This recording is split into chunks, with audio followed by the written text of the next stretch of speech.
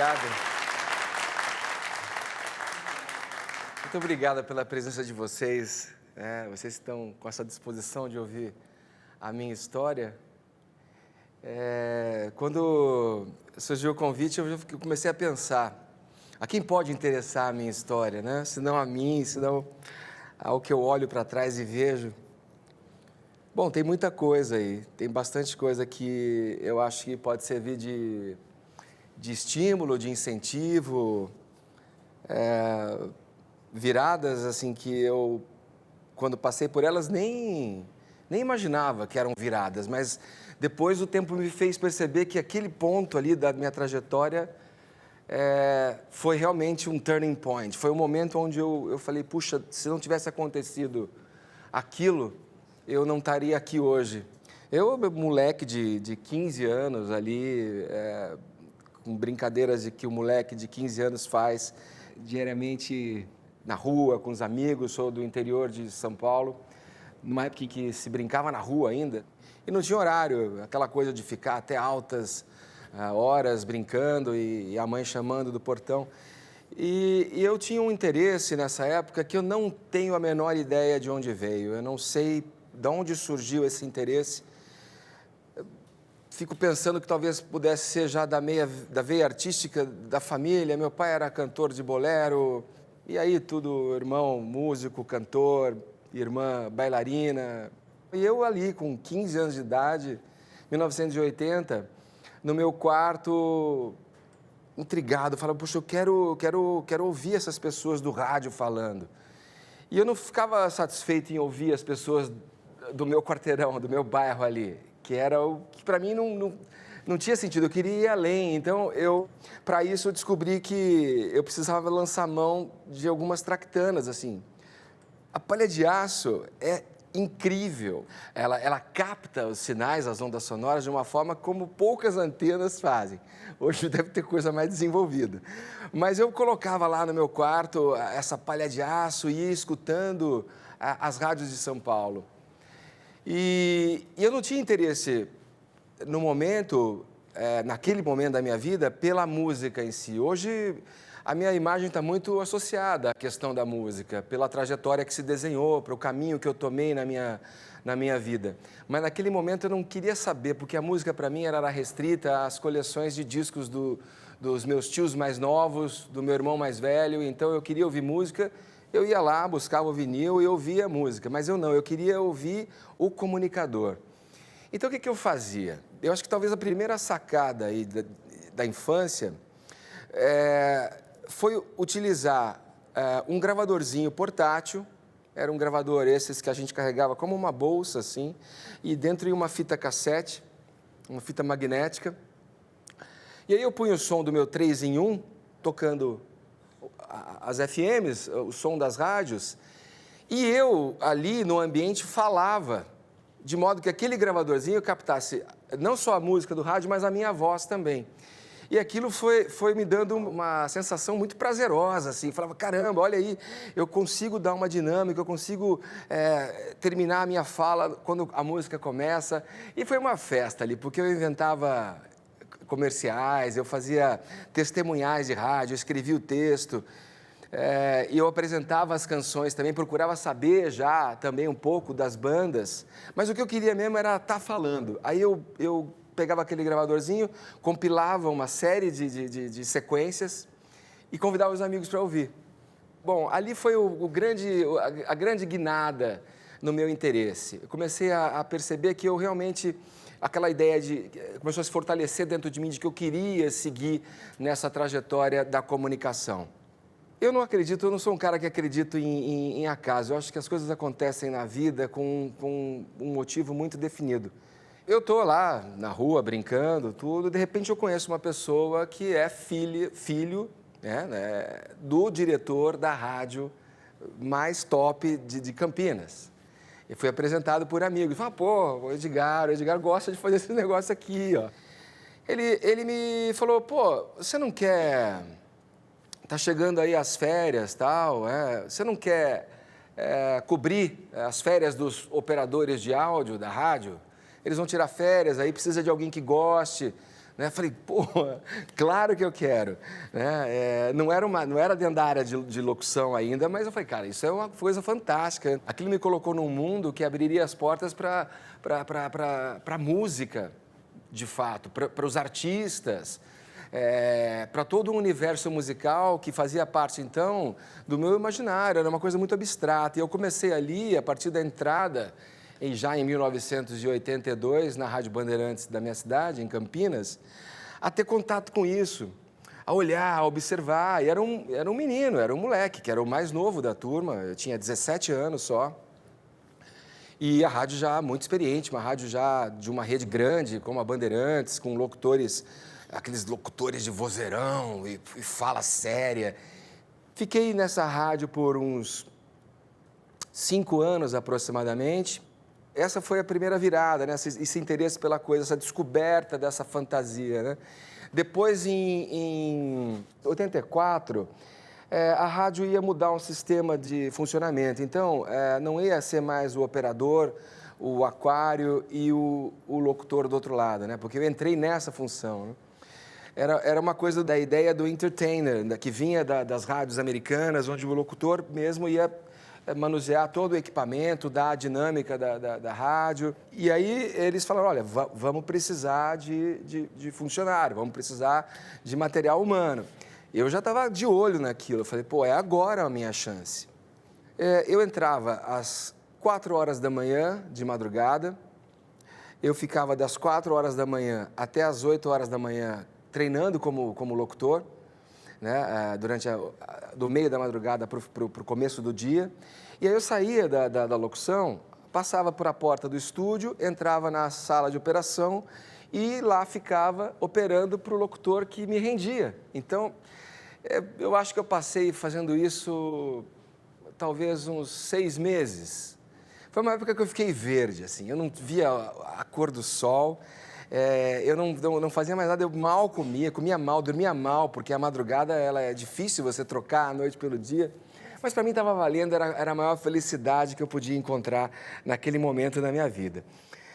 Isso teve uma importância muito grande, porque me deu uma base da responsabilidade, da conquista das coisas, da dificuldade de conseguir algo e de batalhar por uma coisa que você quer muito.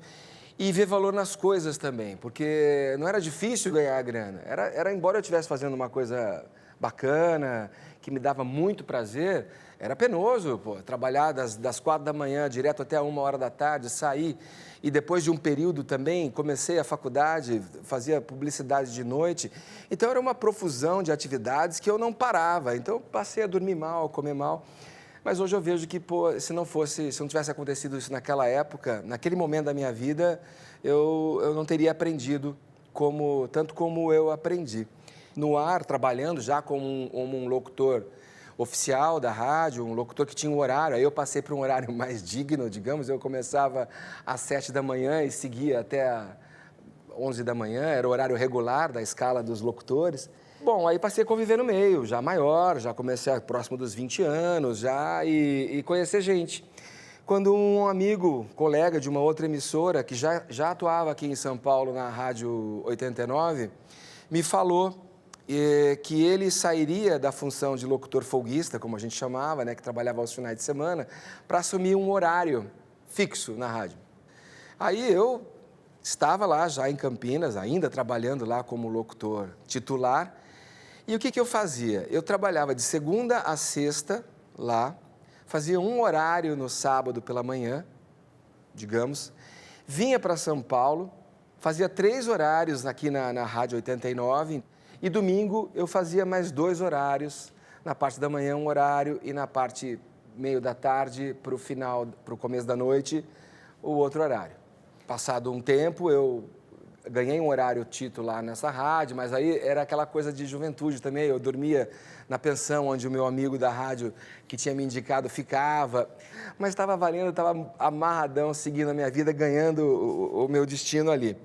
Depois, já na 89, a coisa ficou mais séria, porque era um movimento onde as bandas dos anos 80, que surgiram nos anos 80, aí eu falo de Blitz, eu falo de Barão Vermelho, um pouco mais para frente os Paralamas, aqui os Titãs, o Traje a Rigor, as bandas surgindo ali no começo e descobrindo aí um cenário que dava o clique das bandas dos anos 70, já do rock brasileiro, para bandas do chamado pop rock brasileiro, né? E essas bandas estavam surgindo, então era um movimento, eu me sentia parte do movimento. Isso para mim significou tanto que eu não cabia em mim. Quando eu me vi, eu estava fazendo externa, transmitindo shows nacionais e internacionais das casas noturnas, falando para o rádio. Aí a minha carreira já estava deslanchando, aí eu já era o bam. O sonho, né? Um moleque em São Paulo, morando em São Paulo, sozinho, pagando seus estudos. Isso é uma coisa que me deu muito orgulho e, embora eu procure não misturar as coisas, eu acho que a experiência é muito particular de cada pessoa, eu não deixo de fazer os meus filhos saberem disso, porque eu acho que é uma maneira deles entenderem o valor das coisas, como as coisas se dão, e essa é uma geração que... Não vou entrar no mérito da razão e do que causa isso, mas é uma geração ainda muito desnorteada nesse sentido, de uma forma muito geral, né? Eu não tinha o sonho de trabalhar na televisão. Eu não queria isso para a minha vida. Eu nunca calculei, eu nunca persegui esse sonho. Eu queria trabalhar com a área de comunicação.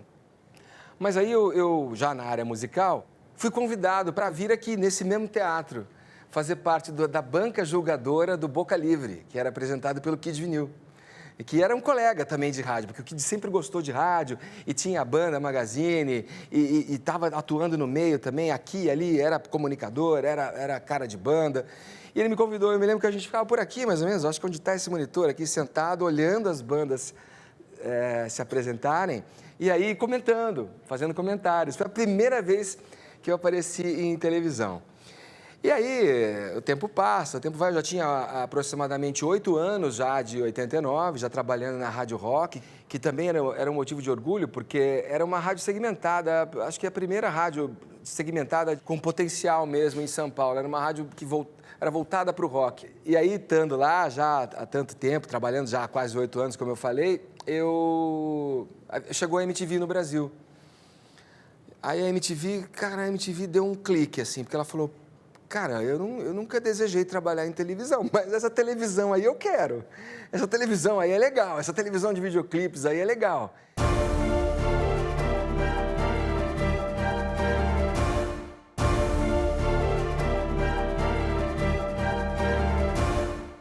Eu quero trabalhar nisso, isso aí acho que é uma coisa bem bacana, porque é o que eu faço, é dentro da minha especialidade, dentro do que eu venho ganhando de experiência.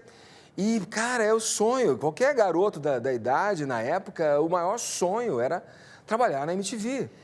E aí surge a oportunidade de um teste. Fiz um primeiro teste, fui para minha casa, simulando ali uma coisa chroma key, bem tosca, assim, bem rudimentar mesmo. E aí fiz o teste mais elaborado, aí eu comecei a falar, pô, a coisa está ficando séria. Acho que estão me querendo. A diretora artística tocou o telefone, na época nem sei o que era, não sei se era bip, acho que era telefonão mesmo. Tipo, o celular tamancão. E, oi, Edgar, tudo bem? Olha, é a Paula, aqui da MTV. Oi, Paula, pô, legal, bacana. E aí, você está preparada para ser o novo VJ da MTV? Aí, para mim, foi um estouro, foi a grande virada, assim, da minha profissão, porque eu simplesmente poderia associar a música que eu tinha no rádio, né, através do rádio, a comunicação que eu perseguia desde a infância, aquele ambiente de artistas, de shows, de festivais, era tudo o que eu queria. Eu estava me achando macho. Nessa altura eu já tinha banda de rock, tocava com os amigos, viajava em turnê interior de São Paulo, tocando, cada um levando o seu instrumento, carregava todas as caixas na época eu tinha acho que era uma Paraty, uma Paraty, eu colocava tudo dentro, mesa, PA, e a gente saía, era um sucesso total, eu estava me achando o máximo ali. E estava mesmo, a gente naquela época era feliz e sabia que era feliz. E ali a gente metia a mão na massa, a gente aprendia fazendo. E o que era ruim, o que era tosco, acabava virando uma linguagem. A MTV tinha uma vantagem muito forte em cima disso, porque nego olhava e não falava simplesmente, que coisa ruim, que qualidade sofrível. Não, o cara falou, nossa, porra, que conceito, os caras desconstruindo a ideia estética, né? Todo mundo trabalhando para ficar bonito e tal, mas tinha um jeito genuíno, tinha um jeito muito particular de se fazer. Então, ali eu pude ter aí já uma experiência mais séria com relação a escrever para o que eu ia falar, editar material que eu ia fazer na rua, captar coisas ou participar da edição de programas que eu gravava na emissora, a dirigir. Então, isso deu uma escola, foi uma escola incrível. Não sou eu que digo isso, o mercado está aí para todo mundo observar quantas não foram as pessoas que saíram de lá para outras emissoras, buscaram expandir dentro desse campo da comunicação.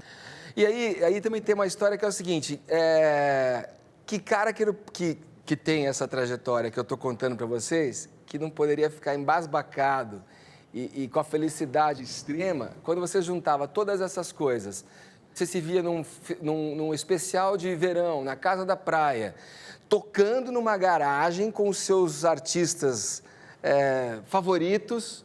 Então, esse programa que eu estou me referindo, A Garagem do Edgar, que era um cubículo na casa da praia, que ficava em Maresias, e ali a gente forrou de pôsteres, pôs ali, acho que era o começo das microcâmeras, aí começamos a colocar as coisas ali para captar. Como é que a gente vai captar isso aqui? Não, vamos vir aí, os caras vêm, gravam o dia inteiro, dão um mergulho, vão surfar, e no fim da tarde a gente vem aqui e arrepia um som na garagem. Cara, foi fantástico. Eu estava me vendo ali tocando com o Ira, com Sepultura, com a Nação Zumbi, com Los Hermanos. Eu que tinha banda cover e perseguia esse sonho involuntariamente. Eu estava ali com os caras, me divertindo, fazendo o que eu mais amava fazer e me divertindo. Eu acho que isso imprimia, né, na gravação. Bom, anos felizes. Fiquei 14 anos na MTV. E uma coisa que eu observo também é que eu não... Voltando um pouco lá no pessoal no começo, tem aquela máxima, né, que você fala... É sempre um papo que a gente leva meio com o pai, né? Olha, você pode ser um especialista num assunto, você pode ser uma sumidade em determinado departamento e tal. Ou você pode fazer várias coisas e não se aprofundar tanto. Você pode ser um cara, né, que faz ali várias coisas, mas não se destaca muito em nenhuma.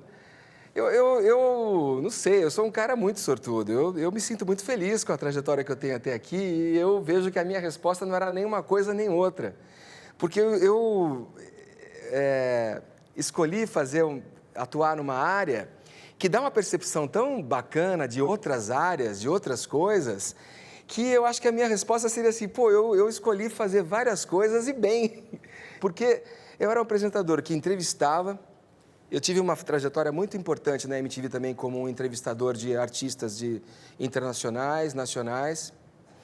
E eu me via lá entrevistando artistas, cara, o Peter Frampton, Ozzy Osbourne, Mariah Carey, todos os segmentos, Mariah Carey, os teens todos, as boy bands todas, as bandas de rock, o Beck, o Foo Fighters, Red Hot Chili Peppers. Cara, olha... Para mim, aquilo era a glória. E era mesmo, porque eu realmente me realizava e me sentia muito realizado fazendo aquilo. Eu olhava e falava, caramba, olha onde eu parei, né? Olha onde o cara do gravadorzinho chegou, né? Bom, e a gente era feliz, como eu disse, e sabia que era feliz. Depois de 14 anos, aí...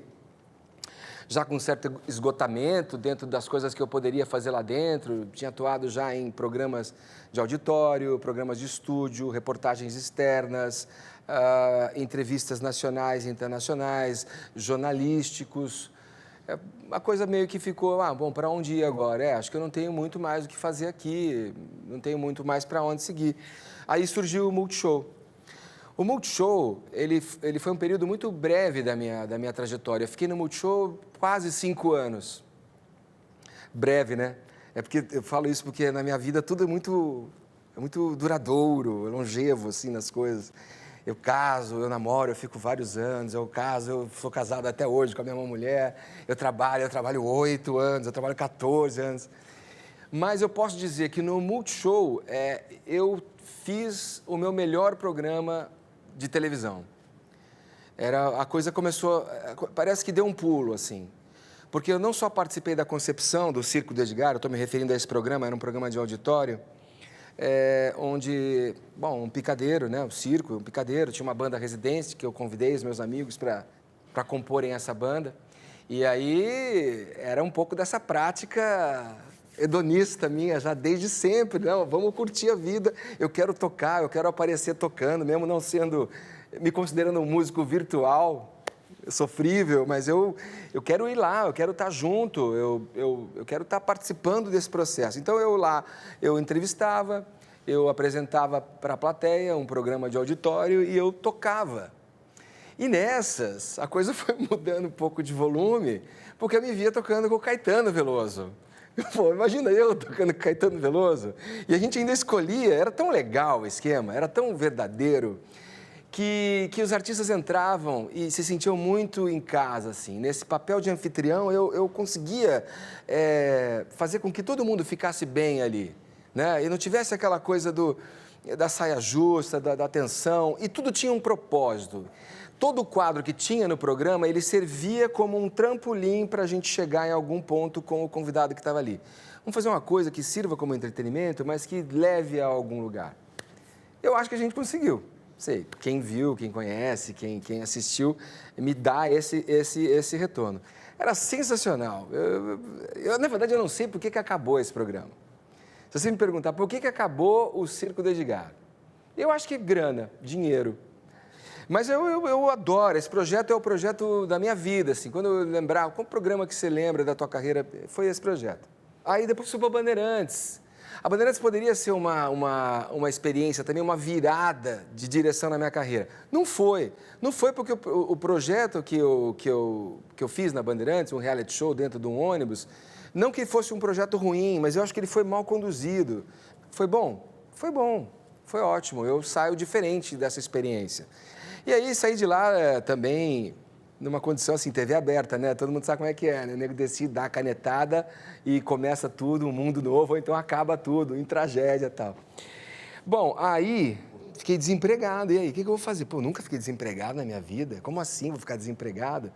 Eu já tinha iniciado um trabalho como produtor audiovisual. E aí eu comecei a buscar algum conhecimento que eu havia adquirido também desde a época da MTV, com a parte técnica, porque você fica aqui na frente da câmera, é uma coisa incrível, porque você percebe o movimento.